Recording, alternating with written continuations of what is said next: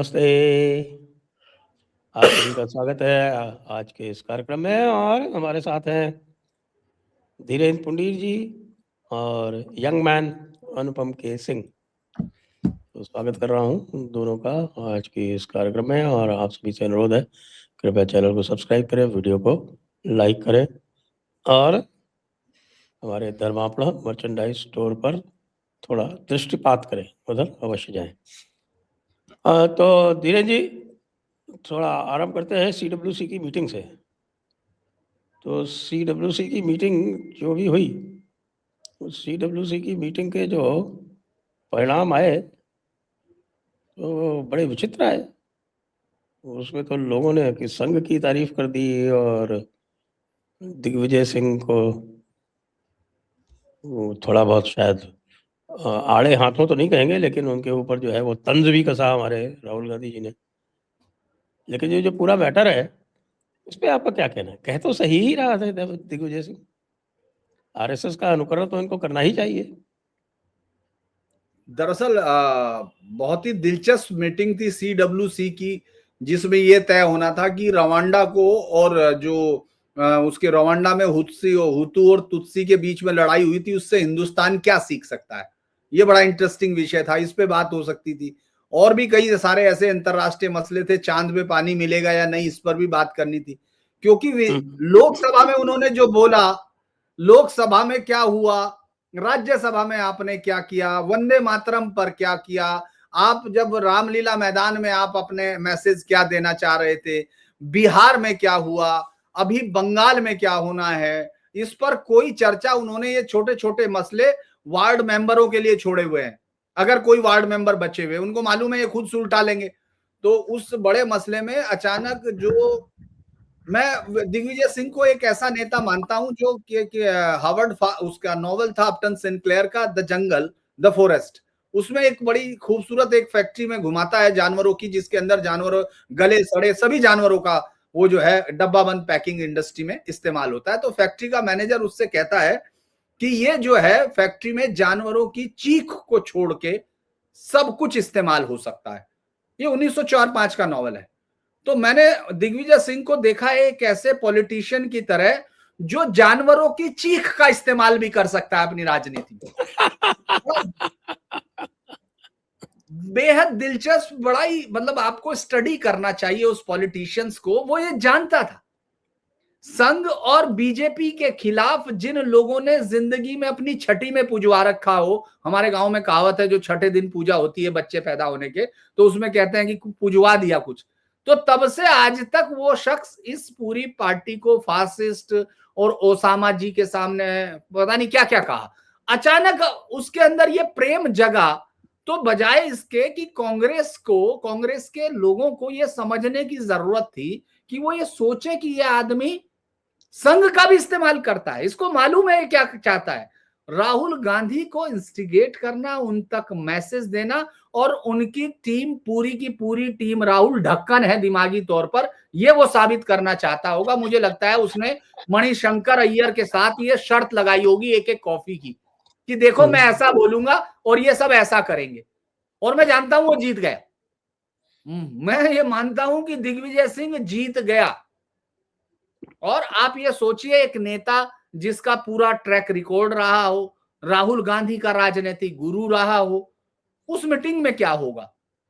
दरअसल उस मीटिंग में पूरी तरह से टीम राहुल ने मल्लिकार्जुन खड़गे, दिग्विजय या इस तरह के तमाम लोगों के किसी भी तरह की उनकी राजनीति में या विचारधारा में किसी भी तरह के किसी भी सहयोग को ठुकरा दिया होगा।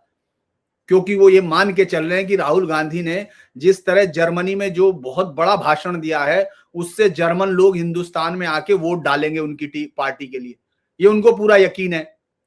तो वो उस पर रणनीति बनाना चाह रहे थे। दिग्विजय कह रहे थे कि भाई अभी चुनाव है, मुझे भी राज्यसभा में वापस आना है, मेरा भी कुछ सोचो। उसको सोचने से उन्होंने इनकार कर दिया। तो ये जो पूरा मार्केट जो CWC है उसका नटशेल तो यही है कि वहां दिग्विजय सिंह और उन लोगों को ऐसा कहा गया कि उन लोगों को लगा, और ये बताना भी है सर, अब उनके पास विधायक बचे नहीं है, वो जिता के कहां से लाएंगे दिग्विजय सिंह को, एक बार बताइए। तो अब चलते हुए कुछ हाथ धो लो आप, बहुत सारे मुकदमे रीओपन हो रहे थे, आपको याद होगा सरला मिश्रा वाला केस भी, कुछ भी, बहुत सारी चीजें ऐसी हो सकती हैं। तो कुछ ना कुछ चलते हुए, और एक बात मैसेज शायद देना चाहते होंगे कि अगर प्रियंका गांधी संसद भवन में समापन के दिन चाय पीकर हंसी मजाक कर सकती हैं, तो मैं भी कर सकता हूं भाई, मैं तारीफ कर सकता हूं। तो ये दरअसल एक अलग किस्म का गेम था। मुझे लगा कि वो जो चाहते थे दिग्विजय, उनको वो हासिल हुआ कि वो इस पूरी टीम को ये बताना चाहते हैं, ना तुम पे कोई राजनीतिक समझ है, ना तुम्हारे पास चुनाव लड़ने की कोई तैयारी है, और ना ही तुम संगठन की ताकत को समझते हो। वो फोटो चाहे जो भी था, उसके बाद आप देखिए मणिक्कम टैगोर को मैं सुन के, मुझे बड़ा अच्छा लगता है जब मैं मणिक्कम का नाम सुनता हूँ, क्योंकि उसके बाद वो जो भी बोलता है वो तो किसी को अच्छा नहीं लगता होगा, लेकिन कम से कम नाम तो अच्छा लगता है। उसने उसने कहा कि साहब आरएसएस को वो आदमी जो अल कायदा जैसे, मतलब या तो वो, मतलब उसको क्या कहा जा सकता है, कई बार शब्दों के चयन करने में, हालांकि मेरे पास मेरा शब्दकोश काफी विस्तृत है, लेकिन ऐसे लोगों के पास जो कांग्रेस पैदा कर रही है, उनके सामने थोड़ा छोटा पड़ जाता है। आप ये सोचिए, अल कायदा और आरएसएस को इस देश में ही मिलाया जा सकता है, सिर्फ इस देश में। किस तरह के दिवालियापन की आप ये कोशिश कर रहे हैं, आप किसके वोट चाहते हैं, आपको ये समझ में नहीं आ रहा कि ममता दीदी आपको एक वोट लेने नहीं देगी। चाहे आप ओसामा को कोई दुनिया का सबसे बड़ा पुरस्कार जो आपके खानदान में हो वो दे दो, तब भी एक वोट नहीं मिलेगा आपको। केरल में आपको पहले से मिलता है, उसमें 1-1.5-2 घटना नहीं है। तो ये पूरी राजनीति में मुझे नहीं लगता कि वो, और उसके बाद आपको याद है आपके पुराने दोस्त सलमान खुर्शीद साहब, वो तो अच्छी बात है, उन्होंने इस बार ये बताया नहीं कि वो सोनिया जी रोई या हंसी या जो भी हुआ। वो ये भी कह सकते थे कि जैसे ही दिग्विजय सिंह का बयान आया, सोनिया जी रोने लगी कि ऐसा नहीं होना चाहिए था, दिग्विजय जी तो पार्टी के कमिटेड, नहीं हुआ। तो मैं तो यही कहूंगा कि ये बयान जो भी है, अभी मैसेज जो है, मुझे लगता है दिग्विजय का ज्यादा रहा, और दिग्विजय जो चाहते थे वो हासिल हुआ। कांग्रेस क्या चाहती है ये किसी को नहीं पता, ना राहुल गांधी को पता, ना प्रियंका को पता, तो इसलिए हमको भी नहीं पता। चलिए अनुपम जी के पास चलते हैं, उनके विचार सुनते हैं। जी जी, देखिए सबसे पहले तो मुझे तो ये लगता है कि ये CWC जो है, ये अगर ये लोग इस बार इन्होंने स्पेशल सत्र बुला के ये बैठे थे कि हम VV जी राम जी पर जो है ये आंदोलन करेंगे। देश में बहुत सारे मुद्दे हैं, अगर आप निकल जाएं बाहर तो आपको दिख जाएंगे बहुत सारे मुद्दे जिस पर मोदी सरकार को घेरा जा सकता है, जिस पर जो राज्य सरकारें हैं भाजपा की उनको घेरा जा सकता है। आप बेहतर जानते होंगे राजस्थान में 10 मुद्दे 20 मुद्दे आपको ऐसे ही पता होंगे, अगर कांग्रेस आज आपको सलाहकार नियुक्त कर ले तो आप ऐसे ही बता देंगे, जिन पर भीड़ भी जुट सकती है, जिन पर वो माइलेज भी मिल सकता है। लेकिन ये मुद्दा ही ऐसा चुनते हैं हमेशा कि जिस पर एक इलीट जाम छलकाते हुए जो होटल में बैठ के इंटॉलरेंस की बातें करते हैं, उस गिरोह के अलावा बाकी किसी को कुछ समझ ही नहीं आता है। पहले मुद्दा समझ तो आए कि है क्या, और वो मुद्दा ही क्या जिसको समझाने के लिए आपको 10 लेक्चर देना पड़े, तो उसको यूडेमी पर या फिर अपलोड कर दें और फिर उसको लोग देखें और समझें। तो ऐसा हर कोई नहीं है कि कोई इंजीनियरिंग का सब्जेक्ट नहीं है कि पास करने के लिए मॉड्यूल 1 से 8 मॉड्यूल तक उसको पढ़ वीडियो लेक्चर देख लिया और फिर वो परीक्षा में बैठ गए। तो पब्लिक के पास उतना टाइम नहीं है। मुद्दा ऐसा होना चाहिए जो सीधा कनेक्ट करे। जो भाजपा विपक्ष में थी तो उन्होंने उठाया था, उन्होंने राम मंदिर का मुद्दा उठाया था। राम मंदिर सिर्फ 2 शब्द है और उस पर वोट पड़े हैं। तो ये पहले वोट चोरी का लेकर गए, वोट चोरी के लिए लेकर गए, वहां से वैनिटी वैन से पिछली बार इनके कंटेनर के वीडियो काफी वायरल हो गए थे, इस बार बस वैन सब कुछ लेकर गए और वहां पर ऐसी इनकी भद पिटी कि इनके ही साथी ने वोट चोरी का मुद्दा उठाने से इनकार कर दिया। फिर इन्होंने कुछ प्रेजेंटेशन दिए, कुछ ये किए। आप प्रोफेसर नहीं हो ना, आप नेता हो। प्रोफेसर की तरह लेक्चर देने और ब्लैक बोर्ड पर और फिर वो प्रोजेक्टर पर दिखाने, ये सब का काम क्लासरूम में शिक्षकों का होता है, आपका नहीं है। आप जनता को पढ़ाने मत चलो। अभी वो जो धुरंधर फिल्म आई है तो उसकी भी समीक्षा में राम गोपाल वर्मा ने उसकी बहुत अच्छी समीक्षा की है। उसमें पहला उन्होंने यही कहा है कि आप दर्शक को मूर्ख समझना बंद कीजिए। हर किरदार का बैकग्राउंड बहुत अधिक देने की जरूरत नहीं है, लोग जो है वो समझ जाते हैं कि क्या है क्या नहीं है। तो वैसे ही मुद्दा ऐसा लेकर आइए जो समझ में आए। कम से कम हम जैसों को उस मुद्दे को समझने के लिए जो है सो कि 1 घंटा 2 घंटा खपाना पड़ता है, तो आम आदमी कैसे आपको उस पर वोट दे देगा। अब देखिए VV जी राम जी का जो मुद्दा है, इस पर और भाजपा इवॉल्व होती है लगातार। इनको क्या लग रहा है कि किसान आंदोलन के समय जैसे तीनों कृषि कानून वापस लेने पड़े, वैसा ही हम माहौल क्रिएट कर देंगे। लेकिन ये भूल गए हैं कि किसान आंदोलन कांग्रेस का क्रिएट किया हुआ मुद्दा नहीं था। उसमें जो बंगाल के हन्नान मोल्ला आए थे, 7-8 बार के सांसद हैं, वो वामपंथी नेता थे। जो योगेंद्र यादव थे, उसमें ममता बनर्जी उन लोगों से कनेक्ट में थी, आम आदमी पार्टी उनको रसद पानी मुहैया करा रही थी। कांग्रेस ने तो बाद में उसमें ईंधन डालना जो है वो शुरू किया। मुद्दा तो क्रिएट किया हुआ कि नहीं और लोगों का था। अब ये कांग्रेस चाह रही है कि वीवी राम जी को लेकर भी हम वैसा कर देंगे। तो इसमें 2-3 बातें हैं। पहला तो ये है कि सरकार ने पहले ही सब कुछ साफ कर दिया कि हम 100 की जगह 125 दिन दे रहे हैं, बेरोजगारी भत्ता दे रहे हैं, तमाम सारी चीजें हैं। राज्य सरकारों को और अधिकार दे रहे हैं, उनका कहना है। और इनको कह रहे हैं, मल्लिकार्जुन खड़गे का तर्क ये था कि राज्य पर ज्यादा लोड पड़ रहा है। भाई तो तुम्हारी कितनी राज्य में सरकारें ही हैं जो लोड पड़ रहा है, तो तुमको टेंशन लेने की जरूरत है। आपकी तो सरकार ही नहीं है ज्यादा राज्यों में, और जहां है वहां पहले अरे से सर ही नहीं है कंगाल तो क्या आएगी नहीं क्या? नहीं। और जहां है वहां तो पहले कंगाल है ना। हिमाचल में आप देखिए ओल्ड पेंशन स्कीम वगैरह जो इन्होंने लागू किया, क्या उससे आपके खजाने पर बोझ नहीं पड़ा क्या? लेकिन फिर भी आपने लागू किया कि हम, आपकी जीत थी कि हमने चुनाव में कहा है तो हम करेंगे। तो इन्होंने एक भी सीडब्ल्यूसी में असली मुद्दा डिस्कस नहीं किया। और मुझे क्या लगता है, दिग्विजय सिंह बहुत मजे हुए नेता है, बहुत घाघ नेता है, खिलाड़ी है, राजघराने से आते हैं, और उनको अपने बेटे का करियर भी सेट करना है। तो मुझे ये लगता है कि वैसे मध्य प्रदेश में बहुत सारे ऐसे राजघराने रहे हैं जो कांग्रेस के करीब रहे हैं। ये सिंधिया भी वही थे, दिग्विजय भी वही थे, रीवा राजघराना था, पन्ना बहुत सारे ऐसे हैं। और अब उनमें से अधिकतर जो है वो धीरे धीरे भाजपा के करीब जा रहे हैं। तो मुझे 2 चीजें लग रही है, या तो दिग्विजय सिंह अपने बेटे का करियर जो है वो बनाना चाह रहे हैं, उसके लिए वो विचारधारा से कुछ ऐसा समझौता करना चाह रहे हैं, और अभी से उन्होंने इसकी शुरुआत कर दी है। जैसे थरूर, जैसे सिंधिया हो गए, इन्हें लगता है कि इनको न सही, ये तो इतने दागदार हो चुके हैं, इनके पास, इनके तो शरीर में इतने दाग हैं कि इनको भाजपा एक्सेप्ट ना करे। लेकिन बेटे के करियर को लेकर इनको हो सकता है माहौल बना नहीं। तो दूसरा मुझे ये लग रहा है कि राहुल गांधी बनाम प्रियंका गांधी जो है वो फिर से चालू हो गया। क्योंकि सीडब्ल्यूसी की इस बैठक में राहुल गांधी तो थे, लेकिन बताया गया कि प्रियंका गांधी जो है वो व्यक्तिगत कारणों से इस बैठक में नहीं आ पाई। तो इसके पीछे भी कुछ कारण हो सकता है। तो ये प्रियंका के दूत हो जो वहां जाकर ये सब कर रहे हैं। और प्रियंका गांधी जो गाजा पर पहले ट्वीट करती थी, अचानक से उन्होंने ये कह दिया है कि अब बांग्लादेश पर उन्होंने ट्वीट कर दिया। फिर दिग्विजय सिंह का ये बयान, फिर उनको समर्थन मिलना शशि थरूर का, फिर और भी नेताओं का। तो इससे ये पूरा, मुझे ये लग रहा है कांग्रेस के भीतर भी डिवीजन जो है वो चल रहा है।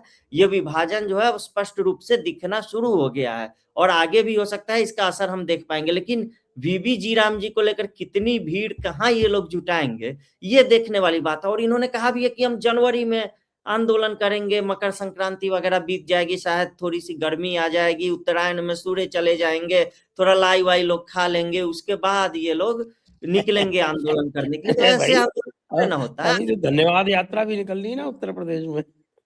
हाँ, यूपी में भी ये लोग लेके आने वाले। बात ये है कि अगर आपको लगता है कि ये मुद्दा है, लोहा गर्म है, तो तुरंत आप चोट कीजिए, पानी का पानी और दूध का दूध जो है वो अभी हो जाएगा।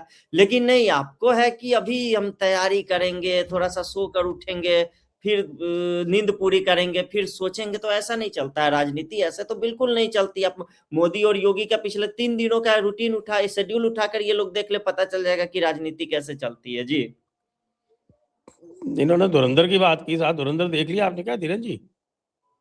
दरअसल मैं पिक्चरें बहुत ही रेयर में जा पाता हूँ। तो ये तो रेयर थी।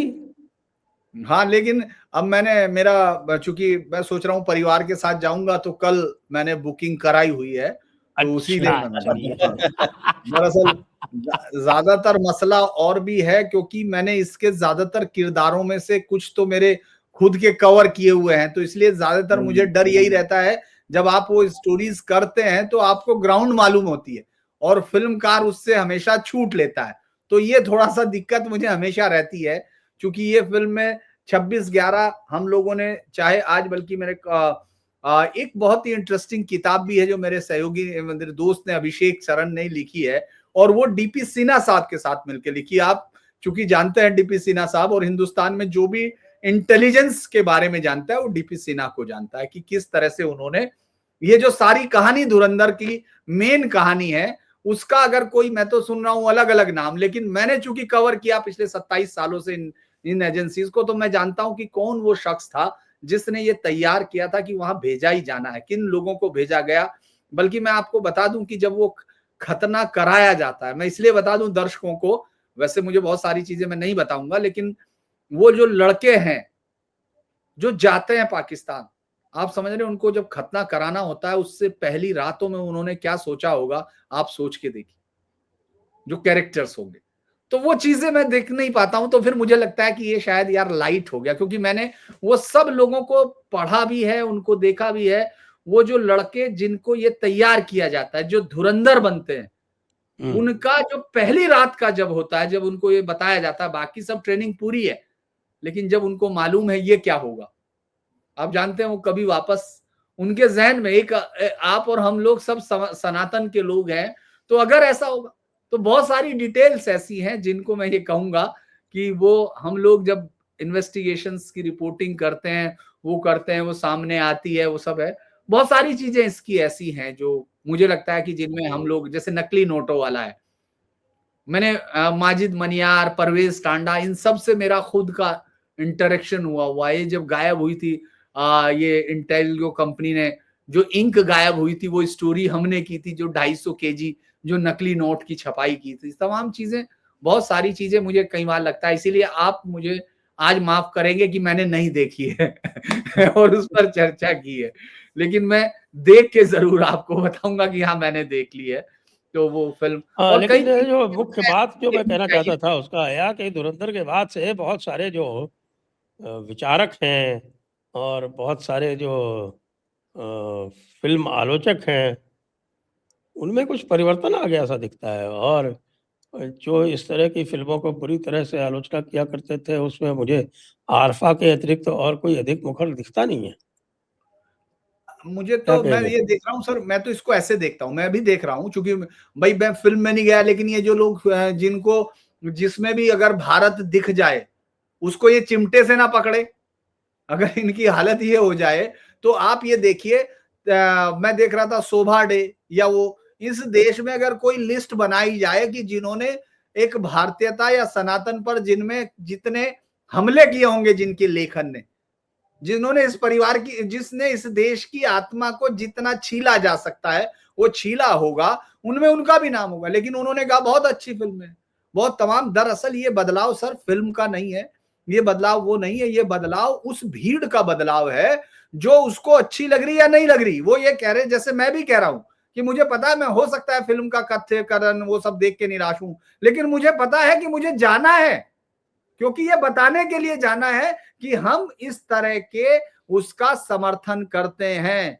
हम लोग समर्थन करते हैं उसका, जो सच दिखाने की कोशिश करे। ये जो भीड़ जो जा रही है ना सर, ये सब आइडिया बदल रही है, और उन चारों ने, मैं आपको गारंटी देता हूं, अगर वो भीड़ पहले देख लेती सुविचारिता, जो इसमें नहीं, मुझे लगा उनका कोई विचार तो नहीं लगा है, लेकिन मैं कह रहा हूं कि वो जो है अगर देख लेती ना ये भीड़ जाने वाली, तो वो ये कभी नहीं करती। वो ये कह रही होती कि आदित्य धर ने बहुत बड़ा सिनेमा बनाया है, उनसे दरअसल चूक हो गई। ये जो जनता का बदलाव है संजय जी, मैंने तो ये देखा है, बहुत लोगों को मैं देख रहा हूँ। अभी भी आप देख रहे होंगे पत्रकारों का एक पूरा गैंग जो है, जो यूट्यूबर्स का गैंग, जिनके चलते पिछले 11 साल से मोदी जी सोए ही नहीं है। मतलब जिनकी अगर वो मैं थंबनेल देख लूं तो मैं सोचूं कि ये आदमी तो दुनिया का इंसोम्निक सबसे बड़ा है। एक मैंने बचपन में पढ़ा था, कोई दमिश्क का या कहीं का 30 साल तक नहीं सोया, वो Guinness book of world record में था। मुझे लगा ये अगर मैं अपने सारे यूट्यूबर्स को देख लूं तो उनमें मोदी जी उनसे आगे निकल जाएंगे, क्योंकि वो सोते नहीं है, और हर 5वें दिन वो शाह के साथ लड़ने लगते हैं, और फिर हर 11वें दिन उनको मोहन भागवत दोनों को बुला के डांटते हैं। ये सब चीजें चल रही थी। अब आप देखेंगे उनमें से 60% बैक करने लगे। एक आदमी को मैं सुन रहा था, पी सिंह करके, आगे का नाम सबसे पहले तो वो हमारा ऋतिक रोशन बैक किया था ना। हाँ, वो भी है, लेकिन मैं कह रहा हूं कि आप वैसे भी देखिए, मैं उसको सुनता रहा हूं, शीतल पी सिंह, इतने सारी, मतलब पता नहीं क्या क्या उसने कहा होगा। अब वो एक दिन कह रहा, किसी वेबसाइट उस पर बैठ के यूट्यूब में कह रहा कि बताइए, इन लोगों की वजह से हमारी विश्वसनीयता खत्म हो रही है, हर चौथे दिन सरकार गिरा रही। वो खुद उनमें शामिल है, जो गिराने वाले, लेकिन अचानक उसको लगा। अब आपने कुछ और मशहूर यूट्यूबर देख लिए होंगे, क्योंकि अब जनता का दबाव हो गया। अब देश पे राजनीति नहीं हो सकती, देश में राजनीति होगी, ये क्लैरिटी है। हम लोग अब आपसे ये कहानी नहीं सुनना चाहते कि आपके गोलियां चलती रहेंगी और आप जो है एक बिल्ला लगा रहेगा और 786 की चादर रहेगी और गोलियां जो है वो कत्ते की तरह चली। नहीं सुनेंगे साहब, हमको नहीं सुनना है कि वो जो क्रिमिनल, जो हत्यारा, रेपिस्ट है वो है, लेकिन वो एक समय आएगा अजान का और या हाथ में उसके होगा तो वो कहेगा नहीं साहब ये तो बहुत है। ये नहीं सुनना बॉस, हो गया, ये जनता ने तय कर दिया। तो इसीलिए इन सब के नाम भी मुझे लगता है कि ये सब बेचारे, अनुपम जी तो देख आए होंगे। हाँ ये शायद मुझे लगता है जी अनुपम जी, ने देख। मैंने तो फिल्म भी देखी और उसके अलावा फिल्म को लेकर जो रिएक्शंस आ रहे थे वो भी मैंने देखे, और मैं सिनेमा को भी बहुत बारीकी से देखता रहा हूं। तो उस पर राम गोपाल वर्मा ने लगभग 10 समीक्षाएं और प्रतिक्रिया जो है वो लिख दी थी 2-3 दिन पहले तक। वो सब भी मैंने देखा। उन्होंने बहुत लंबे लंबे पैराग्राफ लिखे थे कि अब सिनेमा बदल गया है, और खुद राम गोपाल वर्मा भी अंडरवर्ल्ड पर फिल्में बनाने में, शिवा हो गई या फिर सत्या या फिर कंपनी या फिर सरकार, उन्होंने बहुत अच्छी अच्छी फिल्में बनाई है। वो अचानक से कुछ ऐसा हुआ कि उनके दिमाग में क्या घुस गया कि 2005-6 के बाद से वो थोड़ा सा, मतलब पिछले 15 वर्षों में उन्होंने कोई अच्छी सिनेमा नहीं बनाई है। लेकिन हाँ, लेकिन जो सिनेमा के विद्यार्थी हैं वो भी मानते हैं कि राम गोपाल वर्मा का जो क्राफ्ट था उस समय वो बहुत ही उच्च कोटि का था। तो उनके अलावा भी एक और विवादित फिल्म मेकर है। विवादित इसीलिए हैं क्योंकि लिबरल गिरोह को बहुत घाव देते हैं। उनका नाम है संदीप वंगा रेड्डी। अब संदीप रेड्डी जो है, जिन्होंने अर्जुन रेड्डी बनाई थी, एनिमल बनाई थी, और उनकी फिल्मों को लेकर खास करके फेमिनिस्ट गिरोह जो है वो बहुत हल्ला मचाता है। तो उस पर भी बहुत उन्होंने भी बहुत तारीफ की और उस पर भी बहुत हंगामा हुआ। और धीरेन्द्र सर ने कहा कि वो जो लोग बैक आउट कर रहे हैं, एक तो इसका कारण ये है कि इन्होंने वीकेंड के बाद ही फिल्म का बॉक्स ऑफिस कलेक्शन देख लिया। इन्होंने ये देख लिया कि फिल्म किस रफ्तार से बढ़ रही है, और इन्हें ये लगने लगा कि अगर हम बोल रहे हैं तो रफ्तार और बढ़ जा रही है। जैसे आप देखिए ना, ध्रुव राठी ने जो वीडियो बनाया, वो उसके सही कह बाद रहे से रफ्तार इतनी बढ़ गई कि चौथे वीकेंड में फिल्म का कलेक्शन जो है, इससे पहले पुष्पा 2 का जो हिंदी वर्जन था उससे बहुत ज्यादा है। तो इन्होंने सोचा चौथे कि चौथे विकेट में 60 करोड़ है आज तक का रिकॉर्ड है। हाँ, इससे 60 पहले करोड़ से ज्यादा। इन्होंने सोचा कि अब पुष्पा 2 का 20 करोड़ था। जी, 30 करोड़ के बना आसपास। इन्होंने सोचा कि अब वो चुप्पी की चादर ओढ़ लेने में ही भलाई है, वरना फिल्म को हम कलेक्शन जो है वो दे जाएंगे। लेकिन डैमेज तो तब तक हो चुका था, और अभी तो 1 जनवरी आने वाली है, उसकी भी छुट्टियां हैं, क्रिसमस की छुट्टियों में भी लोगों ने देखा है, तो अभी तो कलेक्शन और बढ़ेगा। और बड़ी बात, बहुत से ऐसे भी लोग हैं जो सिनेमा घर में जाकर जो नहीं देख पाए होंगे, वो लोग आ जाएगी जनवरी के लास्ट में नेटफ्लिक्स पे ये फिल्म, उसके बाद ऑनलाइन अवेलेबल हो जाएगी। फरवरी में ऑनलाइन देखेंगे, मार्च, आधा मार्च लोग ऑनलाइन देखेंगे, और फिर जो धुरंधर 2 देखने 19 मार्च को जो, और या उसके बाद जो क्राउड जाएगी, वो क्राउड होगी जिसने सिनेमा घरों में भी देखा होगा और ओटीटी पर भी देखा होगा। तो वो समझिए उसका कलेक्शन जो है वो कितना छप्पड़ फाड़ होने वाला है। और जहां तक बैकआउट वाली बात है, ये लोग तो अपने ही गिरोह के लोगों को नहीं बख्श रहे हैं ना। आप देखिए ना, इनके साथ ये पुण्य प्रसून वाजपेयी के साथ क्या सलूक किया है उनके ही साथियों ने मिलके। सबने मिलकर उनको इतनी गाली दी है कि ये रोज करते सब वही हैं, करते ये सारे के सारे वही हैं। ऐसा नहीं है कि अजीत अंजुम, अभिसार शर्मा या फिर जो बाकी जो लोग हैं वो लोग कुछ अलग करते हैं, वही करते हैं। लेकिन पुण्य प्रसून वाजपेयी इनसे थोड़ा एक कदम आगे बढ़ के करते थे, तो किसी ने उनकी आलोचना कर दी तो इनको लगा चलो सारी खींच जो है वो इन्हीं पर निकाल देते हैं। सबने उनका एक तरीके से बैकआउट कर दिया। तो मुझे यही लगता है कि ये लोग मतलब आपस में ही अब लड़ बैठे हैं। इनमें खुद में एकता नहीं है। जैसे इनकी जो वो जो कांग्रेस पार्टी है वो आपस में लड़ रही है, वैसे ही इस जमात का भी यही हाल है। अब देख, जब केजरीवाल आए थे, इसमें से आधे आम आदमी पार्टी को उम्मीद के रूप में देख रहे थे, आधे कांग्रेस को देख रहे थे, तब भी लड़ाई हुई थी। अब आगे इनमें और भी विभाजन अगर निकल के आया तो इसमें भी आश्चर्य नहीं होना चाहिए। हो रहा है वो। आपका वो एक है ना, वो मीठा श्याम मीरा सिंह, हाँ उसने लिखा जी। उसने जो है उस मौलाना वो जो मुफ्ती डिबेट हुई ना, एक मुफ्ती वो जो समाइल फर्जी डिबेट हुई, उसमें जो है उसने टिप्पणी कर दी जो उनके दोस्तों को पसंद नहीं आई। वो दोस्त उसके पीछे पड़े हुए कि साहब की जिंदगी भर उसने खपा दी अपनी लिबरल्स की चमचागिरी करते हुए, और एक बार उसने कुछ लिख दिया, पसंद नहीं आई तो उसको कैंसिल कर दिया। बताइए। नहीं, और श्याम मीरा सिंह को पहली बार इन्होंने कैंसिल नहीं किया, इससे पहले भी जैसे जब उसने सदगुरु पर वीडियो बनाया था, बहुत वाहवाही की उस गिरोह ने कि वाह क्या वीडियो बनाया। वो अलग बात है कि कोर्ट के आदेश के बाद उसको वीडियो फिर वापस लेना पड़ा।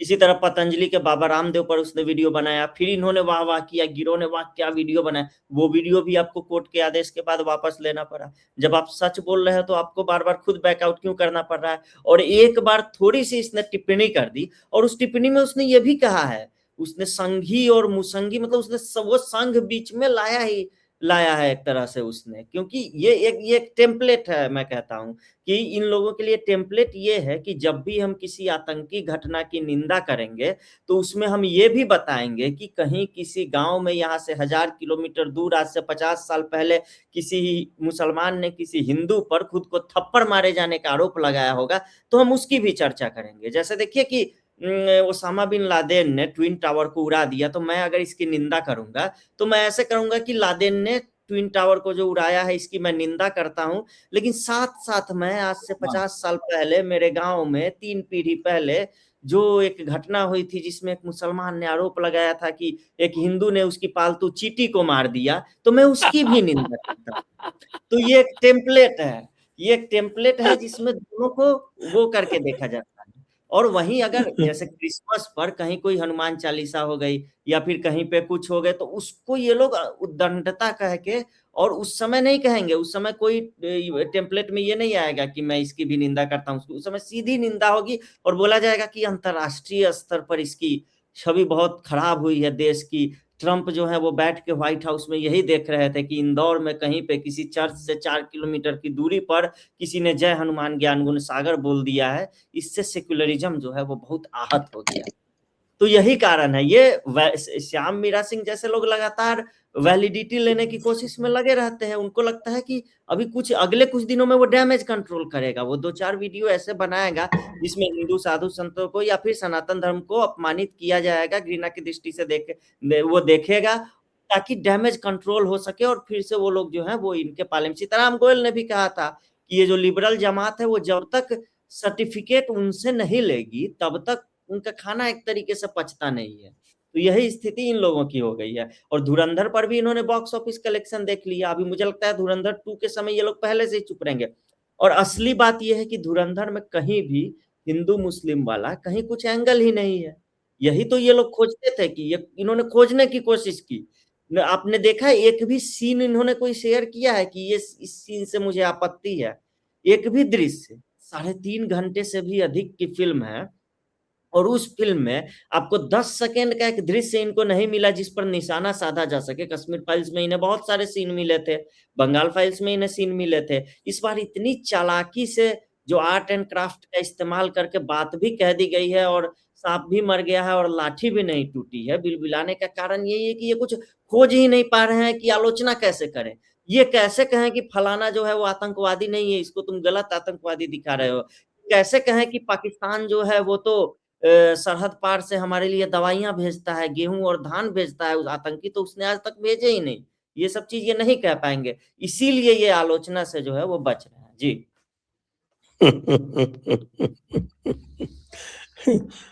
और साहब आपके उत्तर प्रदेश में बड़ा हंगामा चल रहा है, तो आपके ब्राह्मण कहीं खाने पे बैठ गए तो हमारे नवनियुक्त जो अध्यक्ष हैं, जो स्वयं कुर्मी क्षत्रिय सेना के एक अपने आप को मानते हैं, उनके साथ में उनके फोटो करते हैं, पोस्ट डालते हैं। तो उन्होंने बड़े तल्ख अंदाज में कहा, बाकी सब ठीक है, कहने के तरीके होते हैं, लेकिन जिस अंदाज में कहा गया उसको लेके तो मैंने सुना साहब बड़ा बवंडर मचा हुआ है। क्यों धीरेन जी? दरअसल वो जो अंदाज था कहने का, वो ये लग रहा था कि इतने दिन तक कोई आदमी सांसद रहा हो, इसके बाद केंद्रीय मंत्रालय में भी काम किया हो, केंद्रीय मंत्री भी हो, और इस तरह का मतलब एक्सट्रीम जहां से आपको वापसी की गुंजाइश ना हो, ऐसी कोई चीज जनरली राजनीति में नहीं बोली जाती है कि वापसी की गुंजाइश ना हो या आप ऐसे वैसा फ्रंट ना खोलते हो। आज केशव प्रसाद मौर्य भी बोल दिया, ब्रजभूषण शरण सिंह भी बोल दिया, तमाम लोगों ने कहा कि भाई बैठ भी सकते हैं। और मैं एक बात ये मानता हूं, जैसे जनरली अगर किसी के यहाँ कोई शादी है और अगर आके बैठ भी गए हैं, जनरली बैठ गए हैं, तो आप उनको कभी भी, राजनीति में तो मैसेज ही होते हैं। और ऐसा है, ये सारे विधायक हैं, कोई ऐसा तो है नहीं कि कोई स्टूडेंट यूनियन लीडर का कली बना हुआ नेता है और उसको मालूम ही नहीं कि साहब हमारी पार्टी के मूल्य क्या है और हमको कैसे बिहेव करना है। सब लोग सीजन्ड वो है, वो मैसेज जाना चाहता होगा, देना चाहते होंगे। और इससे इन्होंने क्या किया कि सबसे बड़ा दूसरों के हाथ में जो था चर्चा का, अब बहुत सारे लोग ये भी कह रहे कि अब इस पे उलझा दिया, अब कुछ बड़ा कर देंगे। अब वो समझ में नहीं आ रहा कि क्या बड़ा करेंगे, ये तो हमको नहीं मालूम है। लेकिन एक बहस जो है अनावश्यक की शुरू हुई, क्योंकि देखिए वो जब तक वहां मीटिंग हुई, याद होगा आपको, सबसे पहले शुरुआत हुई थी, वो 45 के करीब जो राजपूत विधायक मिले थे कुटुंब में, वो आके बैठे थे, तमाम चीजें वो है। तो लोगों ने ये गौर नहीं किया कि जो ज्यादातर विधायक उनमें से जो है जिनको बाहुबली टाइप का टैग मिला रहता है, और उनके वीडियो आप देखेंगे आजकल, ये नई पीढ़ी का मुझे समझ में नहीं आता कि उनको ये सब लाइक होता है, शायद वो फिल्मों का भी एक असर होता है। वो ऐसे डाल देंगे, वो ऐसे चलेंगे, गाड़ी खोलेंगे, उसको लाखों लाखों व्यूज हैं, आप देखेंगे उनकी शॉर्ट्स पे। तो वो उसी वजह से बस मीटिंग का चर्चा थी कि कुटुंब में आके बैठे हैं, और वो चूंकि लोगों ने क्या किया कि वो वीडियो वायरल किए, अब वो रिएक्शंस हुआ कि साहब उनको लगा कि ये दूसरे जब ब्राह्मण्स मिलकर बैठ गए थे कि रिएक्शन है। अरे भाई ये रिएक्शन कैसे हो सकता है? एक ही पार्टी के विधायक हैं, उधर भी हैं, इधर भी हैं, सब लोग हैं। अगर कोई दूसरी पार्टी के मिले तो फिर कोई राजनीतिक साजिश तो हो नहीं सकती है। लेकिन उसको इस तरह से पोर्ट्रे करने का काम यूट्यूबर्स का था, जो यूट्यूबर्स जो हमेशा ये ढूंढते रहते हैं, जिन्होंने इतने दिन से योगी को हटाने के लिए इतने 1000 मतलब पता नहीं कितने लाख घंटों के प्रोग्राम कर दिए। इतने दिन तक तो योगी जी घंटों में जोड़ेंगे तो इतना उन्होंने शासन नहीं किया जितना उनको हटाने की घोषणाएं अब तक हो चुकी। और कई कई ज्योतिष आते हैं आजकल, मैंने देखा है, मैं तो खैर नहीं देखता ज्योतिष शो, लेकिन वो ये बताते हैं कि फला तारीख से इनका बहुत टाइम खराब हो गया है। और ये सब चीजें जो दिख रही हैं, इसके बावजूद इतना इमेच्योरिस आइडिया, मुझे नहीं लग रहा था कि इस तरह का बयान दिया जा सकता है कि मैं कार्रवाई करूंगा। अरे सब विधायक है, आप 54 विधायकों के खिलाफ कैसे कार्रवाई करोगे भाई? 54, 56, 45 जितने भी हैं, अब क्या मजे की बात यह है कि महाराजगंज ऐसा क्षेत्र है जहां आप बिना ब्राह्मणों के जीत नहीं सकते भाई। वो तो जहां से वो बने, और इस बार वो मात्र 3% से, बल्कि 3% से कम के अंतर से जीते हैं भाई साहब। तो ये तो मतलब हद परले दर्जे की मैच्योरिटी, जिसमें है आप कहें कि आपने एज अध्यक्ष भी मैच्योरिटी दिखाई और एज एमपी भी एक बड़ी मैच्योरिटी दिखाई। हाँ, मैं तो ऐसा आदमी क्या निहाल करेगा भारतीय जनता पार्टी को आगे? भाई ये जो कह रहे ना कि वो जब केशव प्रसाद मौर्य जैसे पॉलिटिशियन ये कह रहा कि चश्मा गलत है, उद्देश्य नहीं, लोग मिलते हैं, मिलना भी चाहिए। वो खुद, मतलब आप ये सोचिए, आप क्या कर रहे हो, आप अपनी ही पार्टी के उस विरोधाभास को सामने ला रहे हो, जिस पर अगर कोई नहीं बोल रहा, अगर आप नहीं बोलते तो ये अपने आप चुप हो गए। भाई हम लोगों की पत्रकारिता में संजय जी एक बिल्कुल गोल्डन रूल होता है कि स्टोरी तब तक सरवाइव करती है जब तक बाइट आती है। स्टोरी तब खत्म हो जाती है जब चर्चा खत्म हो जाती है। तो आप हर समय बाइट लाते हो। मेरे साथ बहुत सारे लोग चूंकि इतने स्टिंग ऑपरेशंस किए, तो उसके बाद फिर उनमें से कोई आ जाता था कि साहब आप मदद कर दीजिए, साहब कोई दोस्त आ गया, कोई वो हो गया कि साहब, तो मैं कहता था मदद बस एक ही है कि तू मीडिया की नजर से गायब हो जा,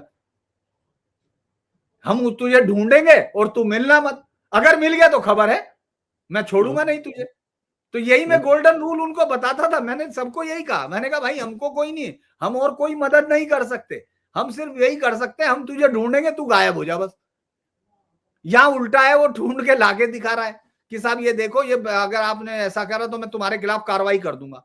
अब समाजवादी पार्टी को याद आ गया, कहने लगे कि साहब ये तो इन्होंने सरयू की नदी में खड़े होके वो किया था, और मतलब शपथ खाई थी और ये सब किया था। और एक ने कह दिया साहब इनको बाहर, एक ने, अखिलेश यादव का तो आपको शेर तो याद है आजकल, वैसे वो ट्वीट पर बड़े अच्छे नेता दिख रहे हैं मुझे, इस देश के ट्विटर इंडस्ट्री में सबसे बढ़िया नेताओं में से एक अच्छे लग रहे हैं, हालांकि मेरा उनसे अच्छा राब्ता है।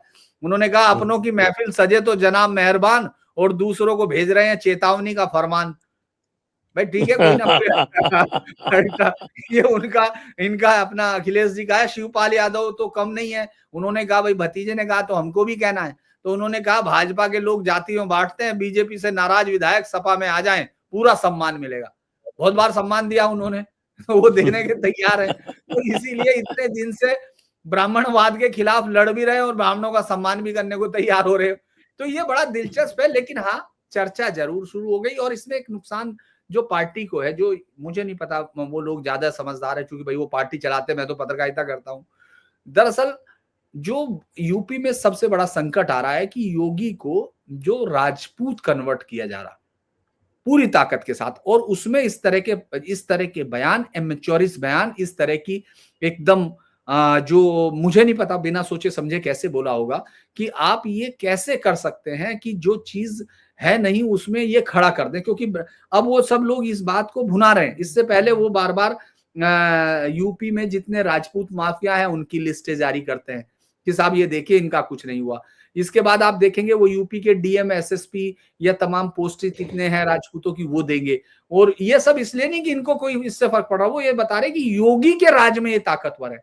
अब आपने जब अगर ये बयान आना था या कुछ चीज आनी थी तो आपको एक दो अगर इस तरह की और पार्टियां हो जाती, भाई कोई कुर्मी विधायक कर लेते, कोई और कर लेते, तो एक मैसेज चला जाता कि भाई ठीक है, एक पूरी पार्टी में एक मैसेज बन गया, पूरी पार्टी के लिए एक इन्होंने तैयार किया। अभी आपने क्या किया कि राजपूतों ने की, तब तक आप थे नहीं तो आप कुछ कह भी नहीं सकते थे, लेकिन जैसे ही ब्राह्मणों ने की तो आपने तुरंत कर दिया। लखनऊ में एक बड़ा जबरदस्त वर्ग है जो पत्रकारिता में, देखिए जातिवाद तो चलता ही है पत्रकारिता में, बहुत सारी चीजें, मैं ये कह दूं नहीं पत्रकार बहुत दूध के धुले हैं, उनको तो बात नहीं, उनके अंदर तो अफसरशाही से लेके वहां तक, और आप भी जानते हैं अफसरशाही से लेके किस तरह से पत्रकारिता के लोग मिलते हैं।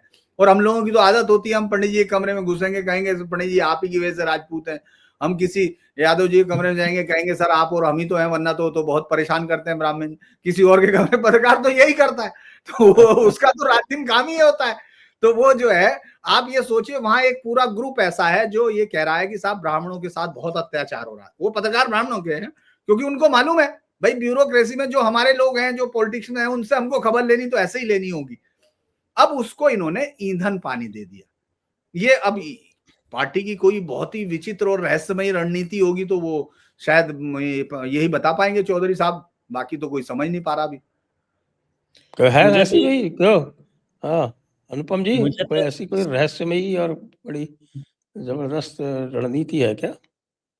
मुझे तो एक सपा के ही नेता से बात हो रही थी 2-3 दिन पहले, तो वही बता रहे थे। वो तो बोल रहे थे बताओ हम तो कोडीन का मुद्दा उठा रहे थे लगातार, इन्होंने जो है सो कि ब्राह्मण वगैरह में उलझा दिया है।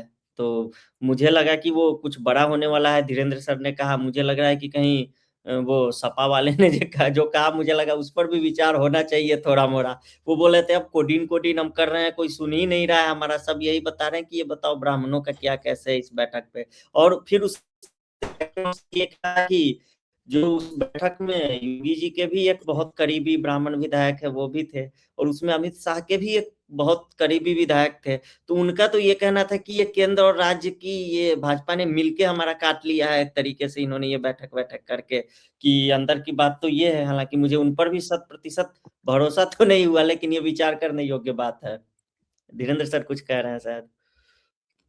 मैं इसलिए कह रहा हूं कि कोडीन वाले मसले में तो उनकी ज्यादा खिंचाई हो रही थी क्योंकि उनके सब फोटो आने लगे थे, सब चीजें आ गई थी उनके, जो जीएसटी में नंबर्स जी। है, जो पार्टनरशिप है, तो इसीलिए वो तो नहीं है। लेकिन मैंने ये पहले ही कहा कि ऐसी स्ट्रेटजी का इस्तेमाल हमेशा तब किया जाता है जब कोई बड़ा मुद्दा सरकार के खिलाफ हो, उससे वो करना हो। तो ऐसा कुछ दिख नहीं रहा था, इसलिए मेरा मानना ये है कि जो मैं समझ नहीं पाया, कुछ गहरा उन्होंने कर दिया खेल पंकज जी ने, जिसको मैं एक औसत दर्जे का पत्रकार नहीं समझ पाया।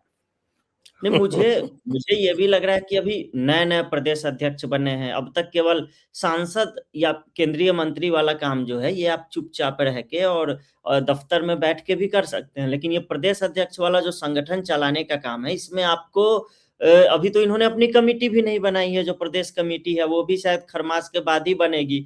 तो अभी नेता लोग भी इनके पास दौड़ रहे हैं, तो इनके लिए भी ये पहला अनुभव है। अब नेता लोग दौड़ रहे हैं तो उस कमिटी में भी आने के लिए इनके पास रोज जो ये है नेताओं से, दर्जनों नेताओं से मुलाकात करते होंगे। ऊपर से इन्होंने अभी मंत्रालय से भी इस्तीफा नहीं दिया हुआ है। वो भी मुझे लगता है मंत्रिमंडल विस्तार तक ये जो है वो बने रहेंगे, तो वहाँ भी इनको काम करना पड़ता है। तो मुझे लगता है उन्हीं में से कुछ नेताओं ने इनको कुछ कह दिया होगा कि आप मतलब कमज़ोर अध्यक्ष आपको कहा जा रहा है। जो पिछले वाले अध्यक्ष थे उन्हें बड़ा ही कमज़ोर अध्यक्ष कहा गया। किसी ने उनकी मतलब वैल्यू नहीं की। मंच पर वो दिखाई भी नहीं देते थे कई लोगों को कि वो है भी या नहीं है या प्रदेश अध्यक्ष कौन है। तो आप थोड़ा-सा कुछ ऐसा कीजिए चमत्कारी जिससे आप अचानक से सुर्खियों में आ जाएँ और आपकी एक लौह पुरुष वाली, अध्यक्ष वाली जो छवि जो है, वो भी थोड़ी-सी बन जाए। तो लौ उन्होंने पुरुष की तो नहीं, कुछ और ही पुरुष की आ गई। लेकिन आप देखिए ये जो बयान इन्होंने जो जारी किया वो कोई विज्ञप्ति पहले नहीं निकली भाजपा कार्यालय से कि हाँ, ये संदेश है ब्राह्मण विधायकों के लिए, वो व्हाट्सएप ग्रुप्स में पहले जो है सर्कुलेट हुआ। तो वहाँ से फिर बाद में मीडिया के पास भी पहुँचा कि ऐसा-ऐसा अध्यक्ष जी का बयान आया है और फिर सबने कहा कि अरे कितने मजबूत अध्यक्ष हैं। दूसरी एक और बात है कि मौजूदा परिस्थिति में यूपी में जो ब्राह्मण समाज है, वो कहीं और जाता हुआ दिख भी नहीं रहा है। अगर थोड़ी बहुत भाजपा से गलती हो भी जाती है, तो अब वो ब्राह्मण शंख बजाएगा और हाथी चलता जाएगा वाला युग भी नहीं है अब। अब इन्होंने माता प्रसाद पांडे को जो है सो कि बना दिया कि हाँ भाई ब्राह्मण हमें वोट देंगे और वो यूपी विधानसभा में अच्छा बोलते भी हैं और सुनते भी हैं उनको लोग कि हाँ, लेकिन उससे ज़्यादा ज़मीन पर इसका कोई असर नहीं दिखाई देता है। और मुझे भी यही लगता है कि कुछ 1-2 गलतियाँ हो भी जाती है 2027 चुनाव तक, तब भी ब्राह्मण जो समाज जो है उसको ये किसी न किसी रूप में एक तरीके से साध लेंगे और जो जिन सलम त्रिपाठी के बारे में उस पर अगली बैठक होनी थी और वो मुख्यमंत्री से 3-4 दिन पहले ही मिले हैं। आप ये भी देखिए और उसके बाद वहाँ मिले हैं, मुलाकात हुई है और फिर उसके बाद ये बैठक का जो है ये ऐलान हुआ, फिर अब आ रहा है कि वो बैठक जो है वो रद्द हो गया। तो मुझे लगता है दिल्ली और लखनऊ दोनों में कहीं न कहीं लोगों को अंदाज़ा था या फिर पता था कि हाँ, ये बैठक होने वाली है या तो अध्यक्ष जी ने आउट ऑफ सिलेबस जाकर कुछ ऐसा कर दिया है और नहीं तो ये बड़ा ही असंभव है ये। जैसे राजीव प्रताप रूडी के बारे में भी मैंने कहा था जब सब कह रहे थे कि वो बहुत बागी हो गए हैं, बिहार में राजपूत जो है वो भाजपा को वोट नहीं देगा। मतलब बहुत कुछ पूरे देश भर के राजपूतों को गोलबंद किया जा रहा था राजीव प्रताप रूडी के सहारे कि वो देखो निशिकांत दुबे, संजीव बालियान के लिए बैटिंग कर रहे हैं क्योंकि अमित शाह का उन पर हाथ है। तब भी मैंने ये कहा था कि बिना ऊपर से आदेश के पत्ता भी नहीं हिल सकता है और वो भी राजीव हाँ, प्रताप जैसा एक परिपक्व नेता, जो सालों से भाजपा में है और ये ऐसे नेताओं में है जिनके खून में भाजपा बहती है। अगर उनके सामने 5 साल के बच्चे को भी इन लोगों के सामने अध्यक्ष बना के बिठा दिया जाए, तो जो संघ बैकग्राउंड से और भाजपा बैकग्राउंड से पहले से निकले हुए नेता हैं, वो उसको स्वीकार करेंगे और बहुत अच्छे से स्वीकार करेंगे। और बाद में हमने देखा बिहार में यात्रा निकाली राणा सांगा के नाम पे और फिर और भी यात्राएँ राजीव प्रताप रूडी ने निकाली, अमित शाह के बगल में दिखे हर एक चुनाव प्रचार में और अभी भी फ्लाइट उड़ा के ले जा रहे हैं और ले आ रहे हैं, बड़े खुश हैं एकदम। ये है कि सोशल मीडिया पे उन्हें बहुत अच्छा ट्रैक्शन मिल गया और बिहार में बम्पर जीत हो गई और राजपूत नाराज है वाला मुद्दा भी जो है वो भी हवा हो गया। तो मुझे भी कुछ ऐसा ही लग रहा है अब ये क्या मास्टर स्ट्रोक है, ये धीरेन्द्र सर वो वो जो है उन्होंने खुद को अगर औसत दर्जे का पत्रकार कहा है तो मैं खुद को क्या बताऊँ ये मुझे समझ में नहीं आ रहा लेकिन हो सकता है बाद में कुछ मंथन करके इसमें निकलेगा कि चलिए इसके हम पीछे क्या है। अब लेकिन विषयांतर करते हैं और थोड़ा एसआईआर के बारे में जी, बात कर लेते हैं क्योंकि एसआईआर तो आपको पता है हॉट टॉपिक है। तो एसआईआर पे ममता जी के बारे में बात करें उससे पहले जरा उत्तर प्रदेश वाली बात कर लें साहब। उत्तर प्रदेश में मामला क्या चल रहा है? खटाई में 4-4 करोड़ लोग उड़वा दिए आपने और अखिलेश जी बहुत प्रसन्न है, वो कह रहे हैं 61,000 वोट हर कॉन्स्टिट्यूएंसी से भाजपा के चले गए।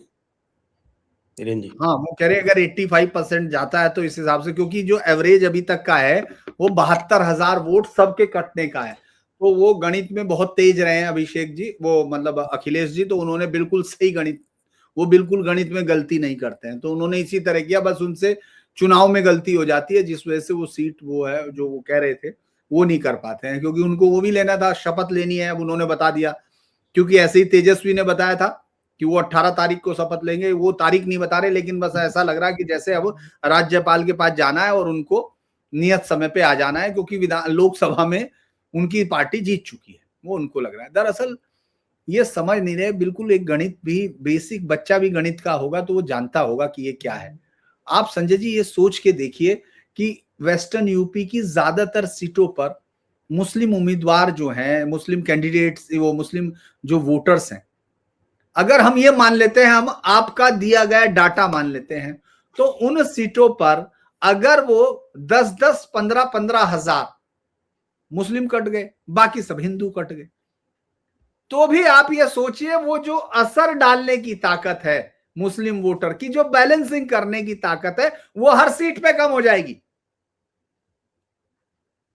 उनको 10-15 हजार सीट वोट नीचे जाते ही जो कॉमन पे वो ताकत डालते हैं, जहां वो यादव वोटर के साथ संलग्न नहीं है वेस्टर्न यूपी में, वो गायब हो जाती है उनकी वो ताकत। उससे बीजेपी को इतना नुकसान नहीं होगा। रुहेलखंड में और उसमें वो उनका जो दिख रहा था वो ताकत वैसे ही कम हो जाएगी। आप संख्या को ऐसे घटाना चाहते हैं, आप उसी तरह नीचे ले जाइए जितनी आप 72,000 में बता रहे हैं, तो आप वहां 40-42% मुस्लिम घटा दीजिए और बाकी सब हिंदू घटा दीजिए, चलिए आबादी के हिसाब से, तो उनकी संख्या ज्यादा घट गई ना। वोट पे कैपेसिटी, वोट पर असर डालने वाली तादाद कम हो गई। वो ये समझ नहीं रहे हैं कि ये पूरा का पूरा मसला है, ये देखिए इतने लंबे समय से चूंकि रुका हुआ था, उस पर जो एसआर होता था, एसआर में कोई भी डेथ को रजिस्टर्ड ही नहीं कर रहे थे, ना वो नाम हटाए जा रहे थे, वो हटाए गए। अब आप सोचिए ज्यादातर जगह कहां से कम हुए, लखनऊ, मेरठ, गाजियाबाद, जो मेजर टाउन थे जहां से शिफ्टिंग हुई है, बहुत सारे लोग आए, बहुत सारे गए और कोई हटा नहीं रहा था, इधर से उधर जाके नाम नहीं हटा रहे थे, ये सब हो रहा था। और अभी 1,11,00,000 के करीब को जो आएंगे वापस, उनको नोटिस है, उनके डॉक्यूमेंट्स अपूर्ण है, तो उनको आके वो देख सकते हैं, तो वो कितना जाएगा ये और देखना पड़ेगा। लेकिन ये सीधे तौर पर कि उनको लग रहा है कि योगी जी जो बात अपने काडर को उत्साहित करने के लिए कहना चाहते थे, उनको उन्होंने, वैसे योगी जी की वो कोई बात सही नहीं मानते, वो कह रहे साहब ऐसा हो गया वैसा हो गया, लेकिन ये बात उन्होंने योगी जी की इतनी मान ली कि योगी जी को भी लगा कि अरे यार मेरे से ज्यादा तो उसको यकीन है मेरी बात पे। वो इस तरह की बात आप सोचिए, वो कह रहे हैं कि हाँ योगी जी ने जो कहा वो सच है, बाकी योगी जी ने जो कहा वो सब झूठ है। इतने दिन तक जो योगी जी ने किए झूठ सब काम है, बस जो उन्होंने कहा कि 85% बीजेपी के कट गए, ये उन्होंने सच बोला।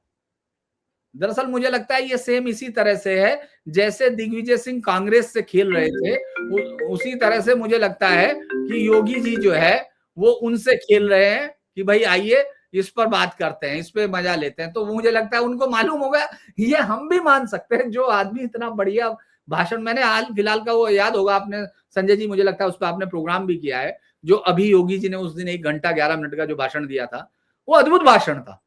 बहुत ही कम मैंने, मतलब योगी जी के भाषण को इस तरह से सार के तौर पर लेना, उन्होंने बहुत ही बेहतरीन भाषण में बार बार चीजों को क्लियर किया।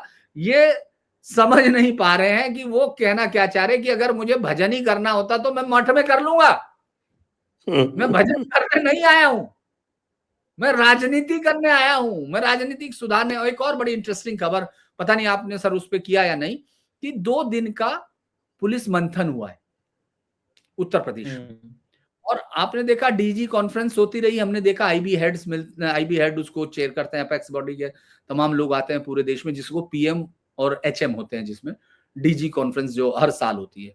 यूपी में पुलिस कॉन्फ्रेंस में इस तरह से पुलिस मंथन सप्ताह उसको कहा गया, उसमें मैं देख रहा हूं कि पहली बार सीएम इतने दोनों दिन में इस तरह से उसका समअप किया गया। आप ये सोचिए, लोग ये कह रहे हैं कि 750 पेज का डोजियर है। मैं कोशिश कर रहा था, आज बात भी की मैंने अलग अलग जगह पर, तो मेरे लिए बहुत इंटरेस्टिंग है, क्योंकि क्लियर कट में योगी जी ने कहा है मोहरे नहीं चाहिए भैया, हमको नहीं चाहिए कोई मोहरा, गुर्गे नहीं पकड़ने, आका पकड़ने, जो ये सब चला रहे हैं। उन्होंने इतना क्लियर कट मैंडेट के तौर पे कहा है एजेंसीज को कि भाई हमको ये जो धर्मांतरण है, जो सभ्यता को नष्ट करने के लिए, वो कह रहे हैं इनको कुर्की, डिटेंशन, जेल और पूरी तरह से नष्ट करना है। वो उनको पूरा क्लैरिटी है, उनको ये मालूम है कि एसआईआर का उनसे ज्यादा बेहतर तरीके से कौन समझ रहा होगा, जो ये कह रहे कि ये पूरा का पूरा जो नेपाल वाला बॉर्डर है, इसकी सफाई चाहिए भाई। वो कह रहे कि जो पैसा आया गया है, और उसमें 2-3 केस मतलब दिए गए हैं मंथन में, बड़ा अच्छा उन्होंने, मतलब बहुत ही अच्छा एक प्रयास है जो हर साल होगा। उसमें उन्होंने कहा है कि मिशनरीज का पूरा सिस्टम, उसके बाद उन्होंने जो इस्लामिक, जिसमें छांगुर पीर, जो जिसको अपने आप को कुछ भी बाबा कहने लगता है, जबकि बाबा कोई शब्द भी नहीं है, उनके यहाँ कोई शब्द भी नहीं होता है, अब्बा डब्बा जो भी होता होगा, तो वो जो है, अगर मैं ये कहूं कि आप उसको ऐसे समझ के देखिए कि वो जो उन्होंने ये कहा, साथ में एक और बड़ा इंटरेस्टिंग कहा कि वो जो एनजीओ है और जो वो लाइन से खड़े होने वाले सफेद पोश हैं, उनको देखिए। तो जिस आदमी को इतनी गहरी समझ हो, मैं ये समझता हूं, वो इस तरह के लिए कहेगा कि नहीं 85% नाम कट गए, और इसलिए कहेगा कि ताकि तुरंत जो है 72,000 का 85% करके 61,000, और कितना बढ़िया गणित हो गया, 2 और 2 4 हो गए, हम तो तैयार हो गए। वो तो अखिलेश जी का मामला था, वो देखिए वो तो ऑस्ट्रेलिया में पढ़े हुए हैं ना। हालांकि अब वो डिग्री जो है वो नहीं लगाते हैं अपने एफिडेविट में, लेकिन पहले लगाते थे। उसकी इन्वायरमेंटल या पॉल्यूशन क्या। अनुपम जी, बंगाल के एसआईआर में क्या हो रहा है? मुझे तो ये लग रहा है कि ममता बनर्जी कहीं अब बंगाल के एसआईआर को लेकर कहीं डरी हुई ना हो। हाँ जी, ओके जी धीरेन्द्र जी जाएंगे। सर जी, मुझे तो ये लगता है कि पश्चिम बंगाल के एसआईआर को लेकर अब कहीं ममता बनर्जी डरी हुई ना हो। डरी हुई इसीलिए क्योंकि अब उनकी नज़र जो है, ये जो मुर्शिदाबाद वाला जो बेल्ट है पूरा, वहाँ जो 25-26 विधानसभा सीटें हैं, अब ममता बनर्जी को ये लग रहा होगा कि अगर मुसलमान वोटर हैं वो कहीं पहले जैसे फिर बढ़ ना जाए, और अगर उनके बढ़ ही गए या फिर पहले जैसे ही रहे, तब तो हुमायूं कबीर जो है ये नई पार्टी बना के और वो सारे के सारे वोट ले जाएगा। अगर असदुद्दीन ओवैसी बंगाल में आ गया, उसने हुमायूं कबीर की पार्टी से अगर गठबंधन कर लिया, तब तो पूरे बंगाल से ये लोग मुसलमान वोट को साफ करके अपने साथ जो ले जाएंगे। और ममता बनर्जी ने कभी आज तक राजनीति की ही नहीं हिंदुओं की, तो उनको लगता है उनके पास बचेगा क्या? जो वोट है वो सीपीएम और ममता में बटेंगे, और भाजपा जो है बाकी सारी हिंदुओं की वोट ले जाएगी। तो वो अभी पूर्ण रूपेण कंफ्यूजन में है ममता बनर्जी की, आखिर करें या विरोध करें या ना करें, तो वो दोनों तरफ से खेल रही है। बिहार के बाद ये सबकी समझ में आ गया है कि वोट चोरी अब मुद्दा नहीं है। इसका कारण ये है कि यही कारण है कि यूपी में अखिलेश यादव जो है, उन्होंने एसआईआर का विरोध ही नहीं किया अब तक। उल्टा इसको आपने अभी बताया ना कि अपने पक्ष में बता रहे हैं, कार्यकर्ताओं को खुद एसआईआर के फॉर्म भर के वो करने जा रहे हैं, और अभी वहां एसआईआर को लेकर जो लिस्ट आएगी 31 दिसंबर को, फिर 1 महीने के लिए बोला गया है कि आप अपनी आपत्ति भी दर्ज करा सकते हैं, चुनाव आयोग भी एक्टिव है। तो बंगाल में जो सिचुएशन है वो भी कुछ ऐसा ही हो गया कि वहां अगर बढ़ गया तब भी घाटा है, अगर घट गया तब भी घाटा है, क्योंकि दोनों ही स्थितियों में ममता बनर्जी को ऐसा लग रहा है कि भाजपा को कहीं फायदा होता हुआ तो नहीं दिख रहा है। क्योंकि इससे पहले आप देखिए ना, जब वो इस घुसपैठियों को पकड़ने का, जब पाकिस्तान पुलवामा हमला हुआ था, उसके बाद ऑपरेशन सिंदूर हुआ, और उसके बाद घुसपैठियों को पकड़ने का पूरा जो आंदोलन चलाया गया एक तरीके से हर राज्य में, तो बंगाल से भी कुछ घुसपैठिए पकड़े गए थे, और उनमें से कुछ को तो भेज दिया गया था वहां पे बांग्लादेश में वापस। और जब उन्हें बांग्लादेश में वापस भेज दिया, तो इनकी पुलिस है वो बीच में हस्तक्षेप करके और वापस लेके आ जाती थी उन लोगों को। तो अब ममता बनर्जी ऐसा नहीं कर रही है। इसका मतलब है कि एसआईआर को लेकर कंफ्यूज्ड है पूरी की पूरी पार्टी। जी। तो अब ये जो 58 लाख तो खैर निकल ही गए, उसके जी अलावा ये हाँ। 34 लाख हैं, फिर 1,40,40,00,000 और हैं इनकंसिस्टेंसी वाले। अनुमान लगाया जा रहा है कि लगभग 1 करोड़ हटेंगे। तो लेकिन जिस प्रकार की पोलिंग और जिस प्रकार की टीएमसी किया करती थी, उसमें तो नुकसान तो ममता को ही होगा इसमें। मैंने बोला ना कि दोनों ही स्थितियों में एक तरीके से ममता बनर्जी को ही नुकसान होगा। हालांकि 1 करोड़ का आंकड़ा, यूपी में 2 करोड़ 90 लाख का शायद आंकड़ा है, 3 करोड़ के आसपास का आंकड़ा है, और बंगाल में 1 करोड़ का आंकड़ा है। जबकि बंगाल में एक तरीके से ये ज्यादा मतलब जो है, यूपी से तो मुझे लगा था कि ज्यादा होना चाहिए था पश्चिम बंगाल में, लेकिन फिर भी कम हुआ है। तो मुझे लगता है कि वहां पे जो राज्य सरकार की ही मदद से जो वहां के थे घुसपैठिए, उन्होंने डॉक्यूमेंट्स बनवा लिए होंगे सारे के सारे।